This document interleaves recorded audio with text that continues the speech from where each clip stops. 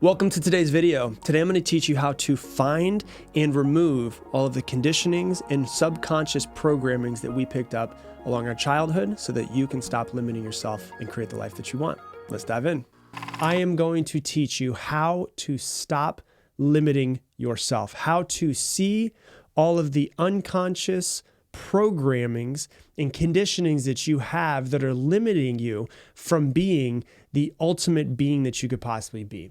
I'm going to talk about how we unconsciously hold ourselves back and how it's important for you to really understand that if you don't start to see the ways you hold yourself back, if you don't start to see through your programmings, your conditionings, and you're not aware of it, you won't be able to work past it. And therefore, you won't get anything more than what you currently are.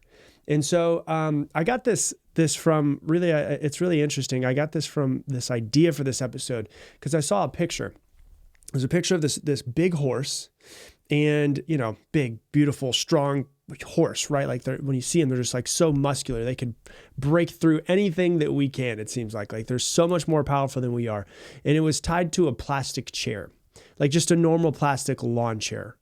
And the horse wasn't going anywhere because it was tied to this chair, and it thought, well, I can't move this chair because of programmings and conditionings that it has of its past. And I remember it reminds me of this story that I heard years ago about an elephant, right? And there's a man that's walking by and he sees all these huge, massive elephants with these tiny little ropes tied to a small tree. And so these elephants are huge, thousands of pounds. They could easily break these tiny little ropes. They could easily break these tiny little trees. But they weren't, like they were staying in place. They could be free if they wanted to be, but they weren't. And so he was really confused how these giant animals are being held in place by such a small rope and such a small tree. And he went up to the guy who was the trainer, and he's like, I don't understand why they're not breaking free. And he said, well, when they were tiny little elephants, they used the exact same ropes, tied them to the exact same tree, and they were conditioned to believe that they cannot break away. And so they never actually needed to put a bigger rope on them. And they're never aware of how much larger and more powerful they actually are. And so they never tried to break free. And then one day they realized that they were powerless and they gave up for the rest of their lives. Now, obviously that's a sad story of how humans can break an animal. But we have all been broken by other people. We have all been broken by society in some ways, by other people around us, by ourselves. And what I mean by broken is we never tried to break free. The same way that an elephant is so much more it's so much larger and more powerful. They never try to break free. You are so much more powerful than you could possibly comprehend, but you just keep doing the same shit you've been doing forever because that's just as good as you think that you are. And I'm really curious. Why do I share the story of the elephant? Is because at one point in time, the elephant just gave up. It wasn't a conscious decision. It just gave up. Well, this is what I got. This is how life is. I'm curious for you. Was there one day, consciously or unconsciously, was there a moment or was there an event when you just gave up? And you're just like, all right, this is who I am. All right, this is what I can do. This is what I can't do. And now, unless you make a change that you're just going to be there until you die. How many of us are holding ourselves back because of something that we failed at in the past, something that somebody told us in the past, something that we noticed within ourselves of the past? How many of us that are out there are just listening to what other people tell us? How many of us are holding ourselves back because of where we came from, because of your gender, because of your skin color, because of what part of town you're from, because of what socioeconomic background you come from? So many people hold themselves back simply because of what they identify as. How many people out there are holding themselves back because there was a belief that was programmed into you at a young age? How many people are holding themselves back because of what a parent or a teacher or a family member or a friend told us when we were really young and impressionable? And we just took what they said and we just put it as absolute truth. It's bad enough that we hold ourselves back because of limiting beliefs, but it's even worse when you realize that you're holding yourself back because of somebody else's belief that was given to you. That's where it really starts to get crazy, is you realize man, I've been putting myself in this box and I've just been sitting in this box and saying I'm going to be no greater than this, when in reality, I built the box. I got someone else's reflection of me. I built the box and now I sit in it. And so the example I always give is like, you're this incredible, massively powerful being beyond what you could possibly comprehend. And over years and years, you've built yourself into this little teeny tiny 6-inch by 6-inch box. It's got, 4 walls. It's got a top and a bottom. And you're thinking, this is what I am. In same way that the elephant never tries to break free, you never try to break free either. You're just like, here's the box. Here's where I fit. I am this person. I am from here. These are my beliefs. This is what I've been told. This is how good I am. This is how good I am not. And then instead of being this infinitely creative, powerful being, you're like the genie that's inside of the lamp and you can't figure out how to get yourself out of the lamp. And most of the times people don't even know that they're in the lamp. So it's like the genie could let himself out of the lamp anytime he wants to, but somebody else has to let him out. You could let yourself out of this little teeny tiny box that you put yourself into based off of your beliefs, based off of your conditionings, based off of your programmings, based off of your fears, based off of everything that you've been taught. But if you don't let yourself free, you're going to just stay in that, and you will only become the greatest version of your limited self. You'll only become the greatest version of the person that fits inside of the box, not the greatest version of the infinite being that you actually are. And so we've got to start to notice our conditionings and notice our programmings and notice who we are and who we're actually not, and testing the validity of all of these thoughts and these beliefs and these fears and these programmings and these conditionings, and testing them to see if any of them are actually true, or if it's just a bunch of bullshit that we just accidentally started believing one day when we were younger. It's like a goldfish. Like I used to work when I was my first real job is I was a bird and fish specialist at PetSmart. That was my title, and I worked there for 2 years. And when you look at a goldfish, we used to have these tanks, these huge tanks with thousands of goldfish in them, and it was so limited as far as how much space they had. And so they would be like 1 inch to 2 inches. Is it. And they would never grow past that because they were just so crammed in, or they had small tanks that they were in. But, they were 1 to 2 inches, and they couldn't grow past that based off of their, the tanks that they were in. But when you look at a goldfish that's out in the wild, goldfish, I had to Google this and actually find out facts on this of how big goldfish can get. Goldfish can grow up to 14 inches in the wild. 14 inches. And in the tanks, they're 1 inch to 2 inch, which means they can grow at least 7 times larger, but they don't because of the size of the tank that they're in. Same way that you can't grow any bigger because of the size of the tank that you're in, the size of the box that you're placing yourself into. Oh, I'm a guy. This is all I can do. Oh, I'm a woman. Oh, I can also do. Oh, this is my race. This is all I can do. Oh, this is the part of town I grew up. This is all I can do. Oh, I grew up without a father. This is all I can do. And we start to basically build our own tank and shrink ourselves, and we can't get anywhere past that. We have to be like the goldfish that's in the wild that can get to 14 inches versus the one that's in the tank that can get to 1 to 2 inches. How many of us are restricted by our own minds? How many of us are held back by the people that we surround ourselves with? If the people around you are thinking small and they're not thinking big, I recommend you find new people to surround yourself with. When you look at the average, you're the average of the 5 people that you spend the most time with, there's studies that have been done in this now and find that you're usually going to make about the same amount of money as everyone that you spend time with. You're usually going to be about the same amount of weight as the people that you spend the most time with. So if you look at the people that you're surrounding yourself with, and they're just there because they've been there for 5, 10, 15, 20 years, but they're not, if you look at someone that you're spending a lot of time with and you don't want their life, I recommend that you probably switch some people that you spend the most time with and start getting people that make you think bigger, that make you think better about yourself, that motivate you, that want better for you, that challenge you to be better. Because when you're around those people, you start to become better, and the walls that you have unconsciously built yourself into start to break down. And conditionings are within all of us. I don't think it's possible for a human to go through life at all without having any conditionings or any programmings.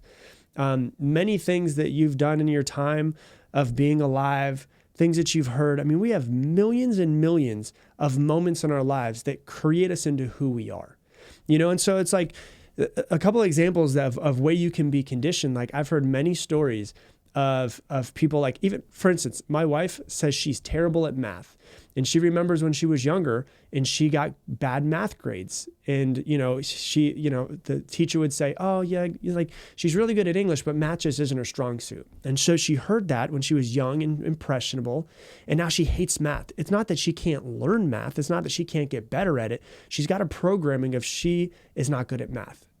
And there's so many kids that have the same thing where it's like, maybe you go into class and you hear from other kids that you're stupid because you failed a test, or maybe you have a terrible teacher and they say something, an off-putting comment about your, how smart you are, how smart you're not. And then you start to think, well, I'm just stupid.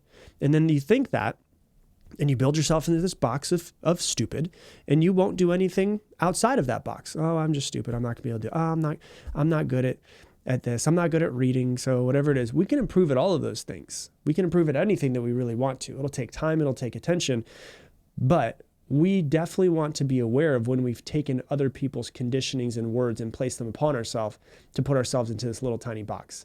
I've also heard stories too, specifically about a person that I've worked with, and their son loved soccer. He was like obsessed with soccer, but he was told by his coach when he was like 7 years old that he wasn't fast enough to play competitively. And his enthusiasm for soccer just plummeted because he thought, I'm not fast enough. I'll never be fast enough. And, he believed that he wasn't athletic, and he just stopped participating in all sports together, just gave him up. Like, how sad is that? That a 7-year-old was told he wasn't fast enough and he just gave up sports altogether, something that he loved. And so think about how that happens to us many times over in our lifetime. There's also like many times that I hear men and women that come in and they say like, oh yeah, when I was younger, I remember my mom or I remember my aunt saying something like, you shouldn't eat that, you'll get fat.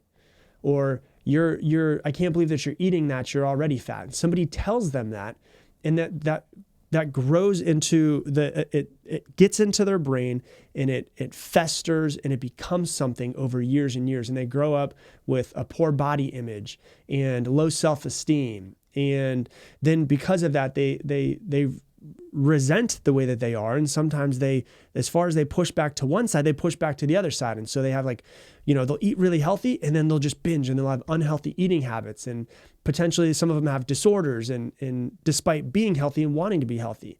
And it comes back from this thing of just like something that somebody said to them when they were younger, and it's like, I've heard people too, like children who are just so creative and so artistic, and they're like, Mom, I want to be an artist when I grow up. I want to be a dancer. I want to be a musician. And their parents are like, no, that's not practical. You have to do something practical. You have to go into engineering, something that you can see and you know how much money you're going to make and you know what it's going to look like. And then, they're a teenager that's like so artistic, and then they just abandon their art that they have, their passion that they have for something, believing that it's not like a legitimate career, and they end up going into a career that doesn't fulfill them. And then they sit there and they're like, I don't know why I'm not fulfilled. And then they gave up, art or music 30 years ago, and that was the thing that really made them feel alive. There's also times when people are like, they think that they're shy when they're younger, and then someone says to them, oh, you're too quiet. So sometimes parents will say, oh, you're too quiet. And sometimes parents will say you're too loud. Children are supposed to be seen, not heard. And so the children will grow up feeling really inadequate in social situations. And so what they'll try to do is try to be away from social situations completely, because they just feel like, I don't know what I'm doing, I'm not good enough. And then they struggle with social anxiety and forming connections with people because they were either too loud as a child or they were too quiet as a child, but they weren't what their parents or their aunt or their uncle or an adult wanted them to be at a moment. And so all of these moments in our life build us into who we really are. And it's really important for us to start questioning all of those, because we're these incredibly expansive, powerful beings that we accidentally put ourselves into a box and say, well, this is who I am. This is who I'm going to be forever. I'm going to die shy, or I'm going to die overweight. I'm going to die and I'm not going to be smart. I'm not going to be good at math. I'm not going to be good at reading. I'm not going to be good in sports, whatever it might be. And it's all of these programmings and conditionings that we have. And that's the thing that's really the hardest about programming. And why I harp on it so much in these episodes is because it is probably one of the most important journeys that you're going to go on, is understanding the patterns and programmings and conditionings that you have from childhood and starting to unravel all of them and find that all of them, you're not going to find one of them that's true. Majority of them are just complete BS. And that's the thing about the programs is that they're hard to recognize unless you're looking for them, because they go pretty much unnoticeable. They're subconscious. Subconscious means under the conscious mind. And it goes so deep. Like, I'm constantly working on myself and I'm still finding shit all of the time. I'm still finding programs. I'm still finding conditionings. But what I do is, once I'm aware of one, and the first thing is, and you've heard me say this on the podcast before, is you need awareness before anything else. Because when you're not aware of something, you can't change it. But when you are aware of something, then you can change that thing. And so it's to become aware of, like, why do I think this thing? Why do I believe this? Is this something that was told to me when I was younger? You know, I was having a conversation with my mom, and you've heard me talk about this with cussing. I was having a conversation with her last week, and I had heard this phrase that I thought was really interesting, and it was to question any belief that comes in a package. And so it means, like, it doesn't mean you have to change your beliefs. It means just question them, just test them for a little while, right? Question any belief that comes in a package. And so that could be like a specific religion. That could be a specific package as far as, like, hey, this is this is our family and this is what we believe in. So it could be a religion. It could be oh, you're a Democrat. Oh, you're a Republican. Oh, you're this political party, or you're not. And to test and just question your beliefs. There's no problem in questioning your beliefs and just seeing if they are truly yours, but question them if they come in a package. And so I said to my mom, like, we were having the conversation of cussing, because I love to cuss. And when she was younger, she was told by her mother that unintelligent people cuss. And I was like, that's not true. And you and I both know it's not true. In fact, there's studies that have been found that some of the most intelligent people cuss. And so that was something that was given to her by somebody else. And so it's about finding our programming. So if my mom goes out and she is triggered by somebody saying a cuss word, well, then she needs to take a step back and be like, hold on, let me become aware. Why am I feeling this way? Is this my belief? Is it my belief that people who cuss are actually dumb? Is it my belief that there's something wrong with them? Or is that something that was told to me, right? So the first thing is to become aware of it. And the second part of it is to question the validity of it, right? In cognitive behavioral therapy, they say, question the validity of your thoughts. Question the validity of your thoughts. Are your thoughts, your beliefs, your fears, your limiting beliefs actually valid? And if they're not, what is the truth? Because when you're searching for the truth, you'll find that the majority of stuff that holds us back, that makes us in this box, puts ourselves in the box, the things that we believe in, our fears, our self-limiting beliefs, it's pretty much all false. It's crazy. So we need to become aware of our programmings. We need to become aware of them. And then we need to test them as much as we possibly can, because ultimately what we're working towards is freedom. And if you have other people's beliefs, other people's programmings, other people's fears, other people's self-limiting aspects that we've unconsciously taken on, those are not ours. And so we need to become free of those things. And ultimately, freedom is the main thing. Freedom from our conditionings and our programmings are the main thing that we should be trying to work towards, is your own mental liberation. So that's what I got for you for today's episode. If you love this episode, please share it on your Instagram stories. Tag me at Rob Dial Jr., ROBDIALJR. And if you love this podcast, you're probably also going to love something I have that's coming out called Mindset Mentor Plus. It is going to be a way to take these podcast episodes and integrate them into your life with worksheets, with journal prompts, with assignments. And every single episode is going to come with detailed worksheets to help you work through them in your life. There's also going to be exclusive Q&A sessions with me. There's going to be a ton of other bonuses. There's going to be an entire community of people who will also listen to the podcast that you can connect with. And when we announce it, the first people who are able to sign up are going to get a discount.